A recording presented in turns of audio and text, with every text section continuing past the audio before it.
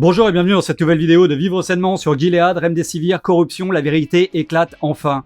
Aujourd'hui nous allons parler de Gilead et des accusations répétées de plusieurs docteurs sur le sujet. Les mots corruption et trafic d'influence sont associés partout avec Gilead et son Remdesivir qui malgré des résultats d'études piteuses est commercialisé partout en Europe et aux États-Unis. Je rappelle que les études sur le Remdesivir sont absolument catastrophiques avec des effets secondaires nombreux et très graves. De plus il fut démontré que le Remdesivir n'a jamais sauvé une seule vie et pourtant ils le vendent à 6 000 € les 15 jours de traitement. Faites chauffer les popcorn parce que cette vidéo est explosive. Je vous invite à partager cette vidéo un max sur les réseaux sociaux car la censure me guette de plus en plus chaque jour. D'ailleurs à ce sujet, regardez dans la description, je vous ai mis le lien vers une nouvelle plateforme qui s'appelle Library qui me sert maintenant de plateforme de sauvegarde pour mes vidéos et c'est sans absolument aucune censure. Alors créez votre compte dessus pour me suivre en suivant mon lien qui est ci-dessous. Vous gagnerez en plus un peu d'argent au passage et moi aussi. Alors c'est pas beaucoup d'argent mais c'est déjà ça et il commence à donner de plus en plus vu le succès de cette plateforme aux États-Unis. N'oubliez pas que pour avoir les récompenses, vous devez valider votre compte avec votre numéro de téléphone par exemple. Alors juste un truc, toutes vos informations sont liées uniquement à votre compte et sont cryptées. Personne d'autre que vous ne peut accéder à votre compte puisque c'est décentralisé. En plus vous serez payé pour regarder des vidéos et vous abonner à d'autres chaînes et encore pour plein d'autres choses en tant que spectateur.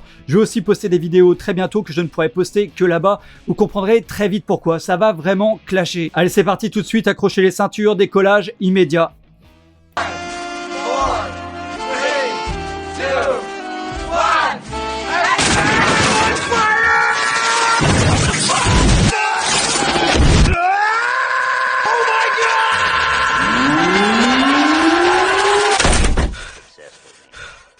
Moi, je vous recommande de faire une véritable enquête sur Gilead et le Remdesivir. Voilà. Si vous regardez la structure de Gilead, vous comprendrez que c'est quelque chose qui ne fonctionne qu'avec très très peu de produits, très peu de personnel et une influence considérable. Donc l'essentiel de la stratégie est basé sur l'influence. Une énorme histoire de corruption là derrière. Et tout ça a été masqué pour les intérêts de laboratoires pharmaceutiques qui voulaient promouvoir d'autres molécules. Et malheureusement, beaucoup de mes collègues ont touché beaucoup d'argent de ces laboratoires. Ça me désole, ces collègues, c'était des amis. J'ai du mal à comprendre tout ça.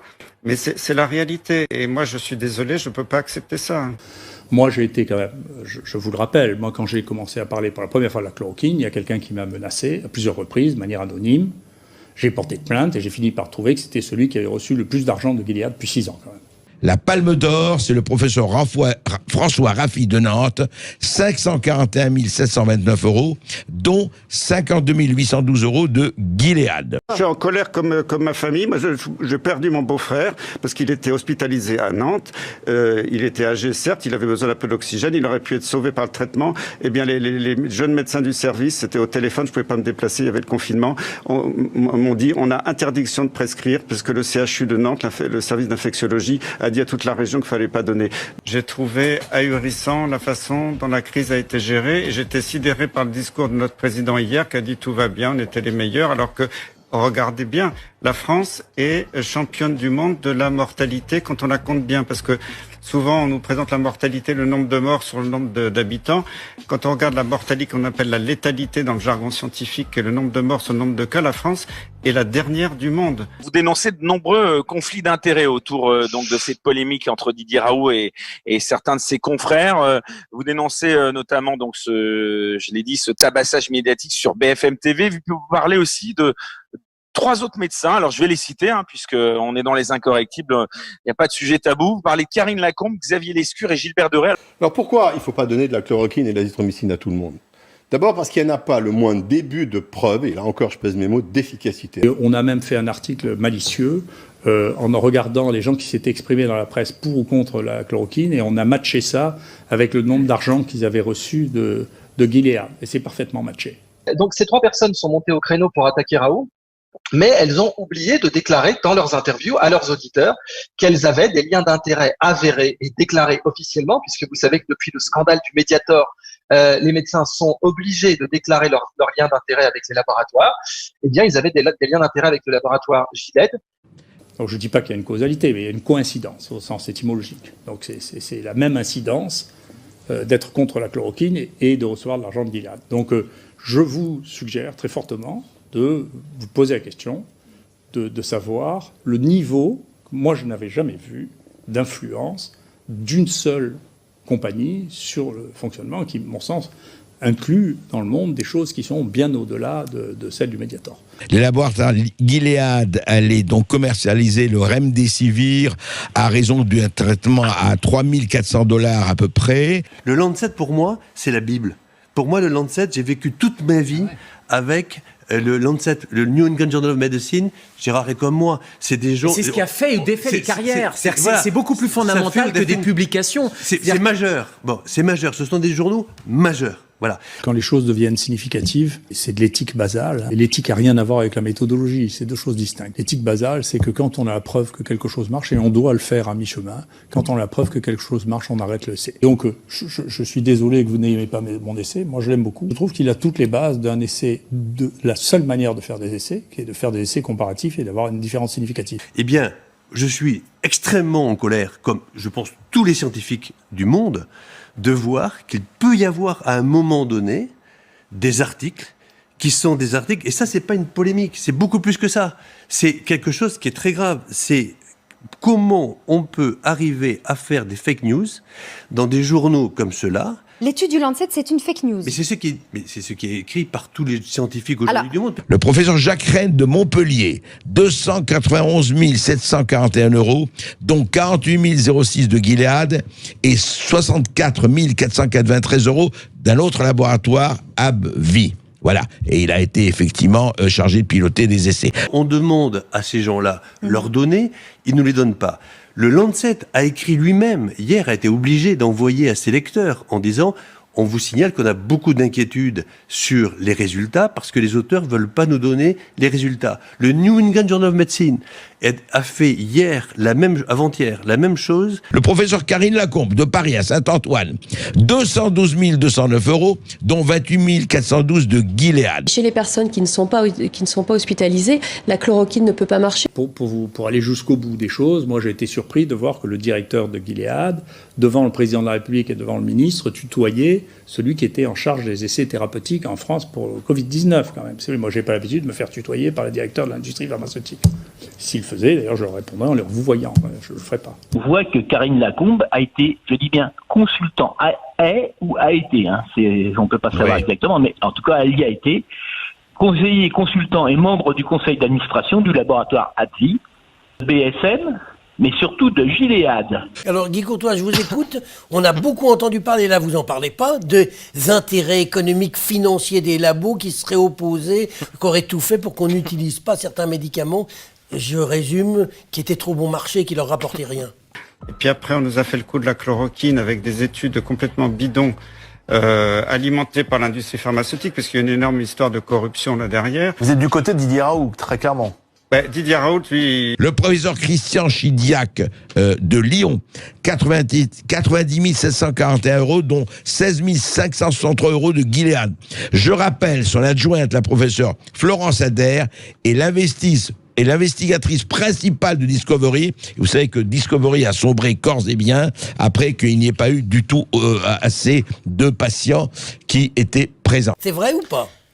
Alors, oui, c'est vrai. Ah, c'est vrai. Oui, c'est vrai. Et vous avez trouvé des preuves ? On a trouvé...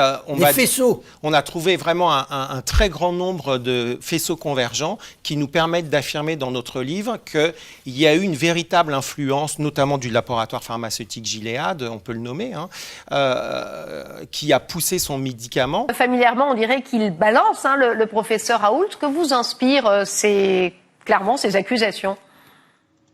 Écoutez, je pense que réduire à Gilead, c'est insuffisant probablement parce qu'on voit très bien que l'OMS, par exemple, également, d'ailleurs M. Raoult a été interrogé sur l'OMS, a essayé d'influencer un certain nombre de choses. Honnêtement, je vais vous dire un truc.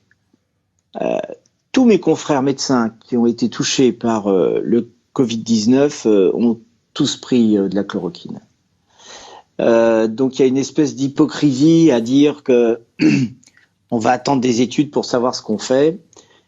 Ma foi, je pense qu'il faut vraiment se donner toutes les chances pour les malades. La question du lobbying pharmaceutique, c'est une vraie question et je pense qu'elle est au cœur de cette crise et au cœur de la problématique de Didier Raoult. Parce que ce qu'il faut bien comprendre, en fait, c'est la problématique ce qu'on appelle du repositioning, c'est-à-dire la réutilisation d'anciennes molécules pour traiter de nouvelles maladies. Vous savez que l'OMS a écrit des rapports il y a longtemps. Quand est-ce qu'il est éthique d'utiliser un placebo? C'est pas moi qui l'invente. Si un traitement marche très très bien, il n'y a aucun besoin d'un placebo. Le placebo a été inventé pour des traitements qui marchent pas très bien. Mais le problème, c'est que ces molécules-là, en fait, ne rapportent plus d'argent parce qu'elles sont génériquées. Et donc, elles n'intéressent pas grand monde. Et c'est un problème qui existait bien avant la crise, puisqu'il y a certaines maladies qu'on pourrait peut-être guérir avec des anciennes molécules, mais personne n'investit dans la recherche pour pouvoir le faire, parce que personne ne gagnerait de l'argent. Je pense qu'il faut plutôt comprendre qu'il y a des intérêts financiers qui, à mon sens, sont pluriels. Et c'est vrai que Gilead, il y a beaucoup de suspicions sur ce laboratoire, parce que plus on avance, plus on s'aperçoit qu'il y avait plein de pions de Gilead à la fois dans le conseil scientifique, dans d'autres, dans les études, et en particulier des études françaises qui n'ont pas abouti. François David, 59 ans, atteint de Covid-19, subit 39 de fièvre depuis mardi dernier. Hospitalisé à l'IHU de Marseille, il suit le traitement à base de chloroquine. Le traitement par lui-même, il y a 2 cachets, matin, midi et soir. Au bout de 5 jours, écoutez, ça va mieux. Il reste cette fièvre qui va tomber, je pense. Tous les matins, à 4 heures du matin, il y a une infirmière qui vient et qui me met un gros coton-tige dans le fond de ma narine pour détecter le virus. Ils m'ont tenu au courant en me disant que ça avait bien baissé. Ça diminue et ça va soigner. Donc il y avait des gens impliqués comme cela. Donc M. Raoult finalement a mis en évidence une facette, mais je pense que c'est beaucoup plus large que cela. Et effectivement, il faut que les journalistes et les juristes se penchent sur ce sujet des conflits d'intérêts qui sont extrêmement multiples. C'est du fantasme qu'on répète à tour de bras, qui est véhiculé par des gens qui sont des méthodologistes qui ne comprennent rien à la science. La méthodologie n'est pas de la science, c'est un outil de la science, ça n'a rien à voir. Donc il ne faut pas me dire que mes essais ne sont pas, parce que vous avez dit avant, et c'est vrai, je suis un grand scientifique, je sais ce qu'est un essai, et je peux vous dire, il y a une dizaine des traitements que j'ai inventés qui sont dans tous les livres de référence médicaux. Et celui-là, il sera aussi. Quand on a des représentants pour l'État français dans les conseils scientifiques ou dans le CAIR ou dans d'autres structures qui ont été censées aider à gérer la crise, avec des intervenants qui ont touché jusqu'à 250 000 euros d'argent de l'industrie pharmaceutique, on peut quand même vraiment se questionner, sont-ce les bonnes personnes pour conseiller le président et les ministres dans la crise. Il y a eu le moins de décès chez les patients hospitalisés. Je suis fier de ce résultat. Parce que vous leur avez donné de l'hydrochloroquine. Bien sûr, on l'a fait dans le cadre du décret parce qu'on était un peu encadré, mais chez les gens qui étaient hospitalisés, qui étaient avec une pneumonie, qui avaient besoin d'un peu d'oxygène, on les a traités systématiquement par hydroxychloroquine, azithromycine. Et on a eu, le jour où on a commencé à faire ça, il n'y avait plus beaucoup moins de passages en réanimation et de décès. Et c'est un laboratoire, ne l'oublions pas pour terminer, qui a eu tout de même, je ne vais pas dire le toupet, je vais dire la répugnance de mettre sur le marché un médicament contre l'hépatite C, 40 000 $ dans les pays riches et 300 $ en Inde. En Inde, ils le vendaient 300 $, donc ça veut dire qu'ils perdaient pas d'argent à 300 $. Et dans les pays riches, ils le vendaient à 40 000, le traitement. Alors évidemment, mes collègues qui ont interdit partout dans certains services l'hydroxychloroquine m'en veulent parce que maintenant les résultats ils éclatent au grand jour. Puis vous en veulent aussi parce que vous avez dit qu'il y avait des conflits d'intérêts et que parce que vous avez dit qu'en fait ils étaient en gros achetés par des labos. C'est pas moi qui l'ai dit le premier. Il y a eu déjà des articles dans Mediapart, dans Marianne. Je suis pas le premier à avoir mis ça en avant. On peut observer, c'est que les conditions qui ont été imposées au traitement de Marseille pour être reconnues comme valides sont totalement différentes que celles qui sont accordées au Remdesivir, qui, en l'occurrence, bénéficie de facilités, mais scandaleuses quant à sa recommandation par l'Agence européenne des médicaments. Et le ministre, et ça j'en veux beaucoup au ministère de la Santé, aurait dû vérifier, avant de s'appuyer sur ses experts, que ce soit le conseil scientifique, que ce soit le conseil de la santé publique, où beaucoup ont des conflits d'intérêts majeurs avec les laboratoires, dont le laboratoire Gilead, ou même Abvic et Abbott, qui sont concernés là-dedans, ils auraient dû vérifier et les exclure de ces commissions. Et là, il y a une inégalité de traitement et un manque d'éthique et de déontologie de la part des autorités qui est tellement spectaculaire qu'à vrai dire, on ne voit pas d'autre cause à cette différence que le jeu du travail d'influence et de manipulation des autorités.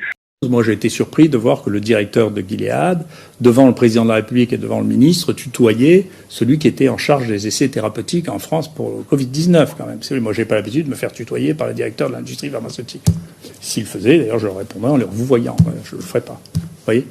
C'est une honte absolue que l'État, c'est une première au monde, ça s'est jamais vu, interdise à des médecins de prescrire. C'est un scandale absolu quand on voit que le Conseil national de l'ordre des médecins a pris la suivi et a menacé de radiation des médecins. Et vous dites c'est évident, non, puisqu'il n'y en a pas un qui dit la même chose chez vous. C'est publié. Et c'est publié. Mais Raoult, il est en train de publier sur 3700 malades. Ça marche, c'est totalement démontré. Alors pourquoi Parce qu'il y a la communauté scientifique. C'est quand vous dites tous les médecins, c'est quelques dizaines de personnes à Paris qui sont dans les sphères intellectuelles, qui ont des conflits d'intérêts majeurs. Ah bon ? Évidemment.